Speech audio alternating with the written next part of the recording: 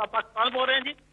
जी जी मैं सुन रहा हूँ आपको। आप प्राइम मिनिस्टर जी जी सर, मैं गुजारिश करना इसलिए दोबारा किया, माफ करना कि ये ऐसा पहली दफा हुआ। तो 71 साल उम्र है, तो दौर से लेकर नवाज शरीफ तक आज जितने प्राइम मिनिस्टर मैंने देखे उनके साथ सपोर्टर वोटर भी रहा, लेकिन किसने मुझे काम को अटेंड करना, किसी ने अटेंड भी नहीं किया।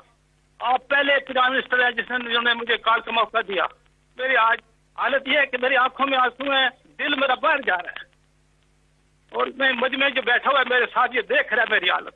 अल्लाह आपकी उम्र दराज करे और मेरी उम्र भी आपको लगाए।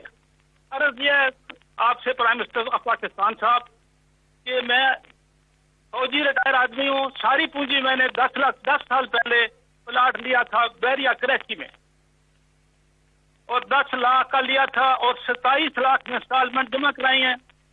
और उसके बाद फिर इन्होंने 2018 में हमें ना प्लाट दिया ना पैसे दिए। उसके बाद सर हमने सुप्रीम कोर्ट पे रुजू किया, सुप्रीम कोर्ट ने भी हमारे हक में फैसला दे दिया और 2 दफा इसको खुल दिया कि फौरी तौर पर पैसे इनके वापस करो। हजरत इन्होंने उसको भी चकमा दिया और फरमाया कि जाओ जाकर फाइल क्लोज करो और पैसे ले लो। आज 1.5 साल हो गए हैं, हम रसवा हो रहे हैं सड़कों के ऊपर।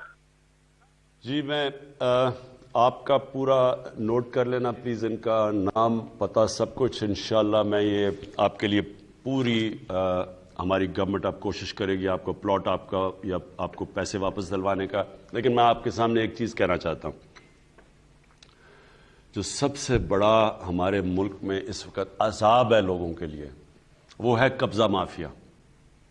और ये कब्ज़ा माफिया अज़ाब क्यों बना हुआ है? क्योंकि कब्ज़ा माफिया हुक्मरानों के साथ मिलके कब्ज़े करता है। वो कैसे करता है? क्योंकि कब्ज़ा माफिया कभी चल ही नहीं सकता जब तक पुलिस की उसको प्रोटेक्शन ना हो और जब तक गवर्नमेंट के लोग उसके साथ ना मिले हों। आपको मैं अभी फिगर्स दूंगा कि हमने 2.5 सालों के अंदर पंजाब के अंदर इस्लामाबाद में कितने अरबों की ज़मीन जो गवर्नमेंट की ज़मीन थी जिसके ऊपर कब्जे हुए वो छुड़वाई है। मुझे अगर बाद में मुझे फिगर दे देना तो मुझे 450 अरब रुपए की हमने सरकारी ज़मीन छुड़वाई है कब्ज़ा माफिया से, 450 अरब रुपए की। और ये कब्ज़ा माफिया क्यों मुश्किल होता है इसको हाथ लगाना? क्योंकि इसको गवर्नमेंट मिली होती है साथ। ये क्यों हमने 450 अरब रुपए की ज़मीन छुड़वाई है? क्योंकि पहली दफ़ा है कि गवर्नमेंट इनकी पुश्त पे नहीं है, लेकिन उसके बावजूद भी ये बड़े ताकतवर लोग हैं।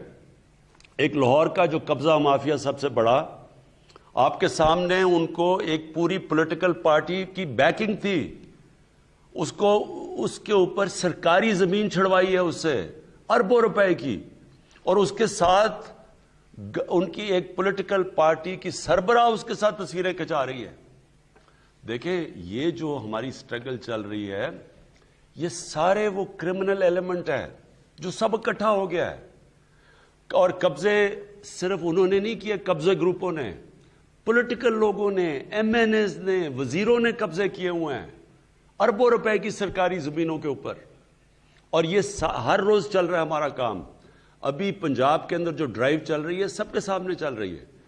किसी ने भी, मैं आज इस टीवी से कह रहा हूं, कोई भी मेरा सिटीजन पोर्टल है उसके ऊपर मैं खास तौर पे आज कह रहा हूं, किसी को पता चला कि सरकारी जमीन या किसी की जमीन के ऊपर किसी कब्जा ग्रुप ने कब्जा किया हुआ है, फौरी तौर के ऊपर हमें कांटेक्ट करें।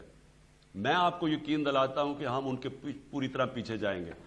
जो सबसे ज्यादा जुल्म होता है इस मुल्क में ओवरसीज पाकिस्तानी से, वो बेचारे अपने मेहनत करते हैं, मुल्क का फायदा 18-18 घंटे काम करते हैं, पैसे बचाते हैं, वो फिर जाके जिस तरह इन्होंने भी बात की, वो जमीन छोटा सा प्लॉट लेते हैं कि जी अब मैं आपको घर बनाऊंगा।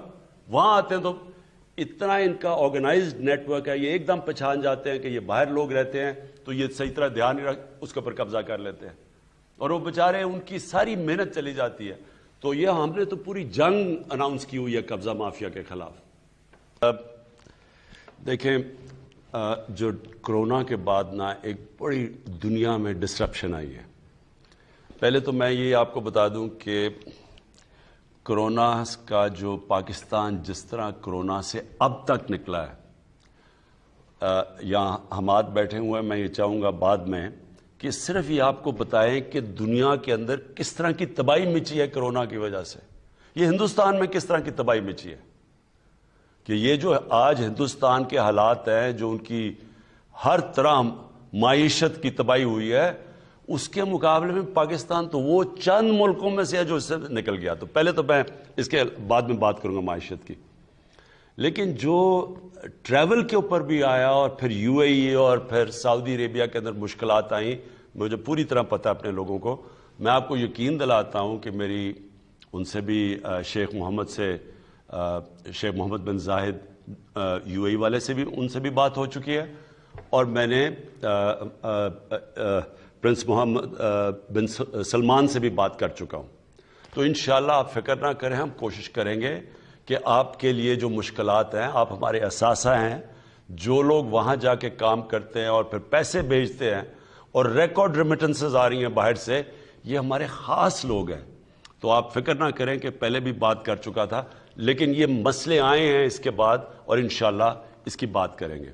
اس سے پہلے روبینہ آپ نے بات کی تھی کرپشن کی، اور آپ نے کہا تھا کہ لوگ کہہ رہے ہیں کہ جی پہلے اب سختی ہے تو کرپشن اور بڑھ گئی ہے. دیکھیں روبینہ، ایک بڑے غور سے میری آپ نے بات سنی ہے. یہ جو کرپشن ہے نا، یہ ایک ایسی کینسر ہے جو صرف پاکستان میں نہیں پھیلی ہوئی، یہ ہر غریب ملک جو دنیا کا ہے اس کی بنیادی کرپشن ہے. کرپشن ایک ایسی چیز ہے جو ایک امیر ملک کو تباہ کر دیتی ہے، ایک دیمک کی طرح پھیل جاتی ہے. ملیشیا کو مہاتر محمد نے کہاں سے اٹھا کے کدھر لے گیا؟ ان کی اوسط جو آمدنی تھی ملیشیا میں جب مہاتر محمد آئے تھے $500 تھی. جب مہاتر محمد گئے $9,000 پہ پہنچ گئی. ادھر بھی ایک کرپٹ پرائم منسٹر آ گیا، وہ آج کل جیل میں ہے. اس نے اسی ملیشیا کو مقروض کر دیا، کیونکہ اس نے بھی کیا کیا، وہاں سے پیسہ چوری کر کے باہر لے گیا. تو دو قسم کی کرپشن ہے. ایک ہے حکمران کی کرپشن جو ایک ملک کو تباہ کرتی ہے، ملک کو مقروض کر دیتی ہے. یہ سارے غریب ملکوں کی کہانی ہے. پیسہ چوری کرو، اقتدار میں آؤ، پرائم منسٹر بنو، وزیر بنو، پیسہ چوری کرو. کیونکہ وہ آپ پیسہ ملک میں نہیں رکھ سکتے. اگر میں پٹواری ہوں، میں تھانے دار ہوں، میں سرکاری نوکر ہوں، تو چلے میں 1 کروڑ 2 روپے 2 کروڑ کی کرپشن کر لوں گا، 10 کی کر لوں گا، وہ میں اپنے گھر کے نیچے کھود کے تو نیچے چھپا دوں گا.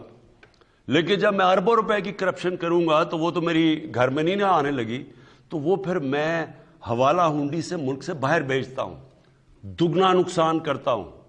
پہلے میں چوری میں اربوں روپے کی، پھر جب میں، کیونکہ وہ ملک میں نہیں چھپ سکتی، میں جب ملک سے باہر بھیجتا ہوں، آف شور اکاؤنٹس میں بھیجتا ہوں، لندن میں مہنگے مہنگے علاقوں میں بڑے بڑے محل خریدتا ہوں، تو ملک کو اصل میں نقصان میری طرح کا. جب پرائم منسٹر چوری شروع کرتا ہے تو اصل تباہی ملک کی تب آتی ہے.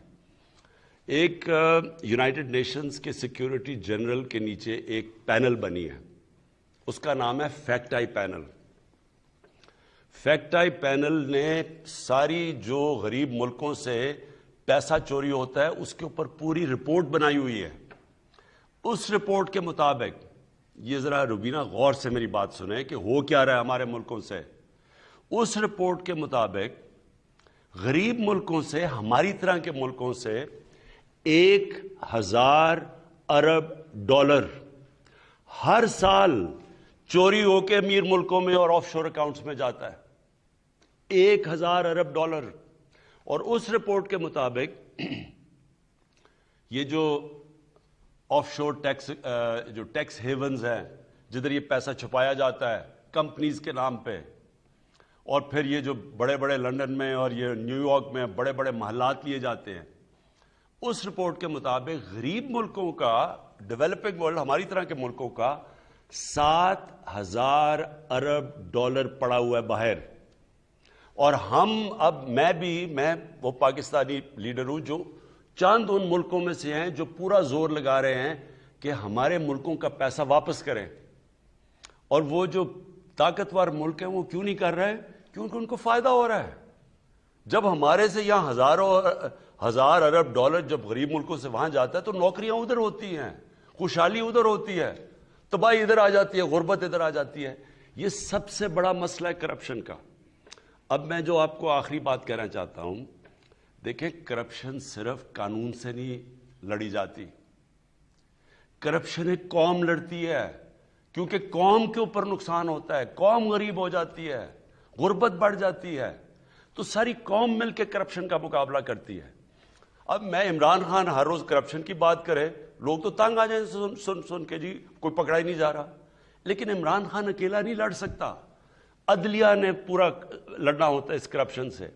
اب کئی آپ کے سامنے ہیں کہ وہ ججز نے اٹھ کے، پتہ چلا ایک کنوکٹڈ آدمی کو ہم کم از کم کہہ رہے تھے کہ نواز شریف کم از کم 7 ارب روپے کا اس کی شیورٹی بانڈ دو، انہوں نے اس کے باوجود باہر بھیج دیا۔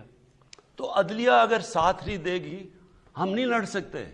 اگر اس کے اندر نیب نے صحیح کیسز بنانے ہوتے ہیں، وہ ہمارے ہاتھ میں نہیں ہے، اس کے اندر معاشرہ لڑتا ہے، اور وہ کیسے لڑتا ہے؟ میں آپ کو مہذب معاشروں کی بات کر رہا ہوں، وہ کیسے کرپشن کی جنگ جیتے ہیں۔ سنگاپور کے اندر ایک ان کے وزیر نے جب کرپشن کی تو اس کو جب پکڑا گیا اس نے خودکشی کر لی۔ اس لیے اس نے خودکشی کی کہ معاشرے میں اس کی جگہ ختم ہو گئی۔ یہاں بڑے بڑے کرپٹ لوگوں کو ان کو ایسے شادیوں پہ بلایا جاتا ہے جیسے کوئی وی آئی پیز آ رہے ہیں، سارے لوگ ان کو ایسے مل رہے ہیں جیسے کہ وہ انہوں نے پتہ نہیں کشمیر فتح کر لیا ہے۔ لوگ ان کو جب برائی نہیں سمجھیں گے تو کیا آپ کا خیال ہے قانون بنانے سے کرپشن ختم ہو جاتی ہے؟ کیوں پٹواری نہیں کرپشن کرے گا؟ کیوں نہیں کوئی اور رشوت لے گا؟ جب معاشرے میں وہ دیکھ رہے ہیں کہ اوپر بڑے بڑے کرپٹ لوگوں کو وہ جیل سے نیب سے نکل رہے ہیں، ان کے اوپر پھول پھینک رہے ہیں جو انہوں نے کوئی بہت بڑا مارکا مارا ہے۔ کہنے کا مطلب یہ ہے روبینہ، یہ جنگ انشاءاللہ ہم نے جیتنی ہے۔ ہم نے جیتنی اس لیے ہے کہ پاکستان کی سروائیول اس جنگ میں ہے۔ یہ جو آج کل جنگ لڑی جا رہی ہے رول آف لا کی، قانون کی بالادستی کی جنگ ہے۔ ایک وہ لوگ ہیں جو کہتے ہیں جی ہم قانون کے اوپر ہیں، ہمیں جرت کیسے ہوئی پاکستان کے قانون کی کہ ہمارے اوپر ہاتھ ڈالو؟ وہ جا کے مظاہرے کر رہے ہیں، سب اکٹھے ہو رہے ہیں کہ جی اس کی گورنمنٹ گراؤ عمران خان کی، اس سے برا آدمی کوئی نہیں آیا۔ کیا جنگ چل رہی ہے؟ عمران خان کا کیا قصور ہے کہ جی این آر او نہیں دے رہا؟ ان کے جو پہلے ہمیشہ ان سے ہوتا رہا ہے، جس کی وجہ سے آج یہ ملک نیچے گرا ہوا ہے، ہمیشہ ان لوگوں کے لیے ایک قانون اور عام بیچارے غریب آدمی کے لیے دوسرا قانون۔ یہ نبی صلی اللہ علیہ وسلم نے یہ جب کہا تھا کہ تمہارے سے پہلے بڑی قومیں تباہ ہوئیں، ایک غریب کے لیے اور ایک امیر کے لیے قانون، یہ وہ دنیا کے سب سے عظیم لیڈر تھے، اور انہوں نے جو مدینہ کی ریاست تھی اس کے اوپر دنیا کا سب سے عظیم سویلائزیشن کھڑا ہوا تھا، اس کی بنیاد رکھی گئی تھی رول آف لا پہ۔ یہ جو چینی مہنگی، یہ جو چیزیں مہنگی ہو رہی ہیں، یہ تو ایک بیماری کے سمٹمز ہیں، اصل ایشو رول آف لا ہے۔ جب مدینہ کی ریاست سنبھالی گئی تو کیا وہاں دودھ کی نہریں بہہ گئی تھی؟ کیا ایک دم خوشحالی آ گئی تھی؟ ذرا تاریخ تو اٹھا کے دیکھیں کہ کس طرح انہوں نے 5-6 سال کن حالات کے اندر سروائیو کیا، کس طرح انہوں نے 2 جنگوں کے اندر امہ تباہ ہونے لگی تھی۔ لیکن جو بنیاد رکھی گئی تھی وہ قانون کی بالادستی، عدل اور انصاف پہ رکھی گئی تھی۔ تو یہ جو پاکستان میں آج جنگ چل رہی ہے، یہ قانون کی بالادستی کی جنگ ہے۔ ایک چھوٹا سا طبقہ جس کو عادت پڑی ہوئی ہے خون چوس کے، پیسے بنا کے، غربت پیدا کر کے، وہ اس وقت سب اکٹھے ہوئے ہیں، اور دوسری طرف ہماری طرح کے لوگ پوری کوشش کر رہے ہیں اس ملک کے اندر کہ سب کو قانون کے نیچے لایا جائے۔ یہ جو اب چینی مافیا ہے، یہ میں ابھی شہزاد اکبر کو کہوں گا کہ اس کے اوپر بات کریں کہ ہو کیا رہا ہے، لیکن یہ آپ کو سمجھنے کی چیزیں ہیں کہ یہ جنگ ساری قوم لڑتی ہے، اکیلا عمران خان یہ جنگ نہیں جیت سکتا، ہم سب نے مل کے فیصلہ کرنا ہے۔ اور اگر چین جو سب سے تیزی سے دنیا میں آج آگے بڑھ رہا ہے، 450 وزیروں کو پچھلے 7 سالوں کے اندر انہوں نے جیلوں میں ڈالا ہے، 450 وزیروں کو، تو کیا اتنا امیر ملک ہے وہ کیوں نہیں وہ لاپرواہ کرے؟ ان کو پتہ ہے ان کے لیڈر کو پتا ہے کہ اگر آپ نے ملک کو بچانا ہے، تکڑا کرنا ہے، خوشحال کرنا ہے، تو اوپر سے کرپشن کے اوپر ہاتھ ڈالا جاتا ہے، نیچے باپ کے پھر پٹواری وہ سب خود ہی ٹھیک ہو جاتے ہیں۔